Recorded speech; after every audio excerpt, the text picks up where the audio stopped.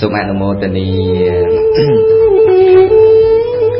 ក្នុងនាមកូនជាស្វាមីក៏បីឲ្យតម្លៃលើកដំកើងដល់នាងដែលជាភរិយាឲ្យដូចជាម្ដាយឬឲ្យដូចជាបងប្អូនស្រីមិនមើលងាយវេតម្លៃដោយការមិនពេញចិត្តឬដោយការប្រមាថផ្សេងត្រូវចេះស្រឡាញ់អាណិតស្និទ្ធស្នេហ៍នៅក្បែរថ្នាក់ថ្នមលួងលោមលើកទឹកចិត្តកុំក្បត់ផិតលួចលាក់មានពីរមានបីមានក្នុងមានក្រៅមានដើមមានចុងហើយដែលសំខាន់ផ្ដល់ភាពជាធំឲ្យទៅនាងដែលជាភរិយាក្នុងការគ្រប់គ្រងថែរក្សាទ្រព្យសម្បត្តិផ្ទះសម្បែងដែលខ្លួនឯងរកបាននិងផ្ដល់នៅគ្រឿងអលង្ការសម្រាប់នាងតុបតែងខ្លួនប្រាណជាដើមស្វាមីស្មោះស្ម័គ្រថ្នាក់ថ្នមភរិយាស្វាមីល្អជារឹកពីប្រពៃស្វាមីចេះគិតមិនក្បត់ចិត្តស្រីស្វាមីភក្តីស្រីមានកិត្តិយសស្វាមីក្បត់ចិត្តមិនគិតខ្វល់នឹកស្វាមីប្រមឹកផឹកហើយតែងឆ្លុះស្វាមីវល់វល់ច្រើនល្បិចកលខ្ពស់ស្វាមីចិត្តស្មោះលើកគេឈ្មោះស្រីស្វាមីស្មោះសលំអគ្រួសារស្វាមីហានខ្លាចិន្តាភក្តីស្វាមីមិនឆ្លុះរស់មានសេរីស្វាមីប្រពៃស្រីតែងប្រាថ្នាក្នុងនាមកូនជាភរិយាក៏បីជាស្ត្រីដែលចេះទុកចេះដាក់ចេះថែរក្សាការពារទ្រព្យសម្បត្តិដែលស្វាមីរកបាន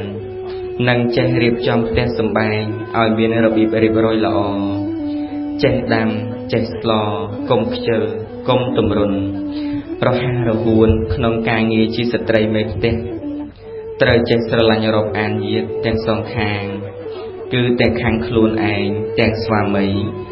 និងមិនត្រូវមានចិត្តប្រព្រឹត្តក្បត់ស្វាមីដោយកុំឃើញប្រុសដតីល្អជាងប្តីខ្លួនឯងឲ្យសោះថែរក្សាចិត្តស្មោះចំពោះស្វាមីរបស់ខ្លួនតែម្នាក់ប៉ុណ្ណោះមិនបញ្ចេញមាយាញាក់ញក់ដាក់បុរសដតីត្រូវមានស្មារតីចាំជានិច្ចថាខ្លួនឯងមានស្វាមីរួចហើយភរិយាល្អគប់ទ្រពគង់វង្សភរិយាស្មោះត្រង់អង្គគំរូភរិយាចិត្តល្អ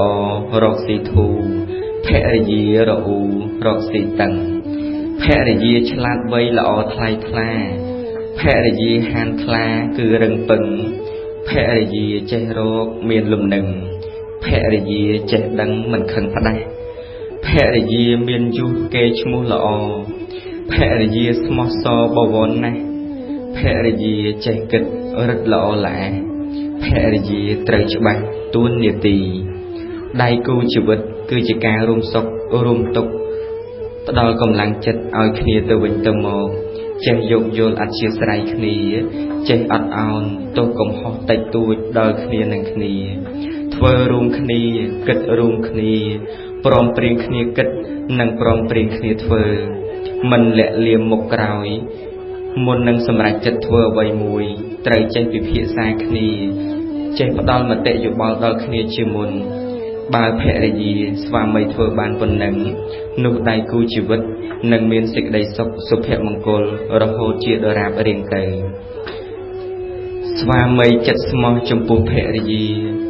ដោយមិនរញរាការពារស្រីថ្លៃស្រឡាញ់ដោយចិត្តគិតដល់រាល់ថ្ងៃ